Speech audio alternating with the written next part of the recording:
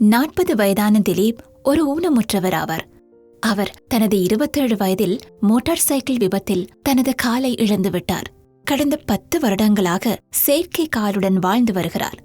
சமூகத்தில் சமத்துவத்தின் தேவை குறித்து திலீப் எப்போதும் உறுதியான நம்பிக்கை கொண்டவராக இருந்தார்.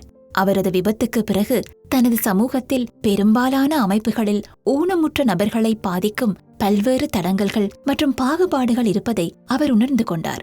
திலீப் ஊனமுற்றோருக்கான சம உரிமைகள் மற்றும் சேவைகளுக்காக குரல் கொடுப்பவராக மாறினார். டிரோனும் ராதாவும் அரசாங்க உத்தியோகத்தர்களாவர். அவர்கள் தங்களது திணைக்களமானது எவ்வாறு ஊனமுற்றவர்களை உள்வாங்கி சேவை வழங்க முடியும் என கலந்துரையாடுவதற்கு திலீப்பை அழைத்திருக்கின்றார்கள். திலீப் அவர்களின் ஆர்வத்தைக் கண்டு மகிழ்ச்சி அடைந்தார். மேலும் அவர்களுக்கு ஆதரவளிக்க ஆர்வமாக இருந்தார். எனக்கு விளங்குது டிரோன். நான் எத்தனையோ ஊனமுற்றோருடன் கதைச்சிருக்கிறேன். அதை வச்சு பார்க்க நீங்கள் எத்தனையோ வழிகளில் அவங்கள உள்வாங்கக்கூடிய சூழலை உருவாக்க முடியும். எந்த ஒரு அசாதாரண சூழ்நிலையிலும் ஊனமுற்றவர்கள் அதிகமாக பாதிக்கப்படுவதற்கான வாய்ப்பை கொண்டுள்ளனர். எனவே தற்போதுள்ள சூழ்நிலையில் இதனை நாம் கருத்தில் கொள்ள வேண்டும். எந்த ஒரு அவசர சேவை வளங்களிலும் ஊனமுற்றவர்களை கருத்தில் கொள்வதும் வெவ்வேறுபட்ட ஊனமுற்றவர்களை கவனத்தில் எடுத்தலும் முக்கியமானது. சரியா சொன்னீங்க. நீங்க இந்த தலைப்பை கதைக்க தொடங்கியது எங்களுக்கு சந்தோஷமாயிருக்கு. இப்படியான மாற்றத்தை எப்படி கொண்டு வரலாம் என்று எங்களுக்கு சொல்ல முடியுமா? ஓம், தற்போதுள்ள சூழ்நிலையில் ஊனமுற்றவர்கள் சுகாதார ரீதியாக மட்டுமில்லாமல் சமூக, பொருளாதார மற்றும் பல்வேறு விடயங்களில் பாதிப்புக்குள்ளாகின்றனர். தொற்று நோய் பரவல் காணப்படும் காலத்தில் ஊனமுற்றவர்கள் அதனால் பாதிக்கப்படக்கூடியவர்களாகவும், அதேவேளை சூழல், மனப்பாங்கு மற்றும் நிர்வாக கட்டமைப்பு சார் தடைகளினால் தமக்கு தேவையான சிகிச்சைகளை பெற முடியாதவர்களாகவும் காணப்படுவர். இவ்வாறான சூழலில் அவர்கள் அதிகமாக முகம் கொடுக்கும் சில சவால்களாவன: சூழல் சார் தடைகள். தேவையான தகவல்கள் ஊனமுற்றோர்களால் பெற்றுக்கொள்ளக்கூடிய வகையில் பகிரப்படாதிருத்தல், தகவல்களை சரியான முறையில் பெற முடியாததால் அவர்கள் தம்மை பாதுகாப்பதற்கு தேவையான முற்பாதுகாப்பு நடவடிக்கை எதனையும் மேற்கொள்ள முடியாது. மனப்பாங்கு சார் தடைகள். ஊனமுற்றோர் பற்றிய எதிர்மறையான மனப்பாங்குகளால் அவர்கள் சுகாதார சேவைகளை பெறுவதில் முன்னுரிமைப்படுத்தப்படுவதில்லை. இவ்வாறான சேவை வழங்குனர்கள் அவர்கள் சொந்தமாக தீர்மானிப்பதற்கான உரிமையையும் இயலுமையையும் கொண்டுள்ளனர் என்பதை கருத்தில் கொள்ளாமலும் அவர்களின் தேவைகளை புரிந்து கொள்ளாமலும் சேவையை வழங்க முற்படுவர். நிறுவன ரீதியான தடைகள். நிறுவனங்கள் தமது சேவைகளையும் தகவல்களையும் வழங்கும் போது தமக்கு இருக்கும் ஊகங்கள் மற்றும் வாழ்வின் மதிப்பீட்டு அடிப்படையில் ஊனமில்லாத மக்களுக்கு வழங்குதல்.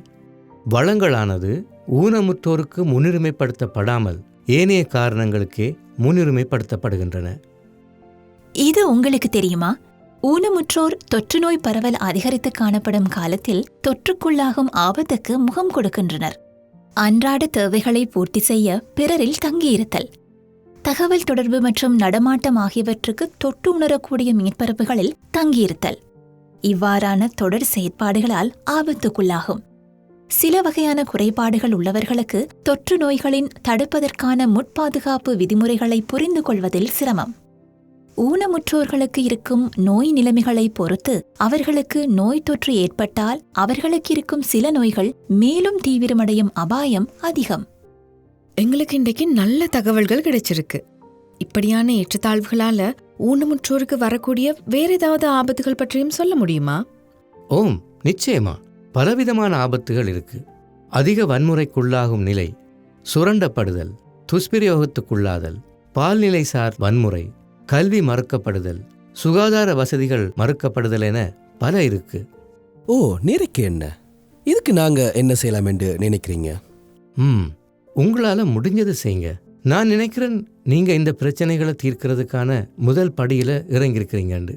நீங்கள் ஊனமுற்றவர்களின் தற்போதைய நிலைமையை அறிந்து கொண்டு உங்களது சேவைகளை பாரபட்சமற்றதாகவும் அவர்களால் பெற்றுக்கொள்ளக்கூடியதாகவும் இருக்கக்கூடிய திட்டம் ஒன்றை உருவாக்கவும் முனைந்துள்ளீர்கள். இரண்டாவதா, உங்களோட திணைக்களத்தில் உள்ள ஊழியர்கள் எல்லாருக்கும் இதை செய்யறதுக்கு என்ன தேவைகள், சவால்கள் இருக்கண்டு மதிப்பீடு செய்யறது மிகவும் முக்கியம். இதோட உங்களோட திணைக்களத்தில் எல்லோரும் கை கழுவுவதற்கான வசதிகளை உறுதிப்படுத்தல், ஆபத்துக்குள்ளாகும் நிலையில் உள்ளவர்களுக்கு விசேட தேவைகள் வழங்குதல், தகவல்கள் எல்லோருக்கும் பெறக்கூடிய வகையில் பல்வேறு வடிவங்களில் வழங்குதல், நடைமுறையில் இருக்கும் உளநல மற்றும் உள சமூக ஆதரவை தொடர்ந்து வழங்கவும். உதாரணம், தொலைபேசி அழைப்பு. வளங்களை மறு ஒதுக்கீடு செய்யும் போது ஊனமுற்றோர்களை பாதிக்காமல் இருப்பதை உறுதிப்படுத்தவும். இவை நீங்கள் செய்யக்கூடிய சில வழிகள். ஊனமுற்றோர்கள் சுதந்திரமாக வாழ்வதற்கு ஆதரவளிக்க உருவாக்கப்பட்ட பல வளங்கள் உள்ளன. ரொம்ப நன்றி, இது மிகவும் உதவியாக இருந்தது. நீங்கள் எங்களோட சேர்ந்து எங்கட திணைக்களத்திற்கு ஒரு திட்டத்தை உருவாக்க உதவி செய்யக்கூடியதா இருக்குமோ? திலீப் ஊனமுற்றவர்களின் மிக பிரதானமான சவால்கள் எவை என கூறுகிறார். தொற்றுநோய் பரவல் காலத்தில் ஊனமுற்றவர்கள் அதிக ஆபத்துக்குள்ளாவது ஏன்? ஒரு நிறுவனமாக ஊனமுற்றவர்கள் பணியிடத்தை அணுகக்கூடியதாக மாற்ற எடுக்கக்கூடிய படிமுறைகள் எவை?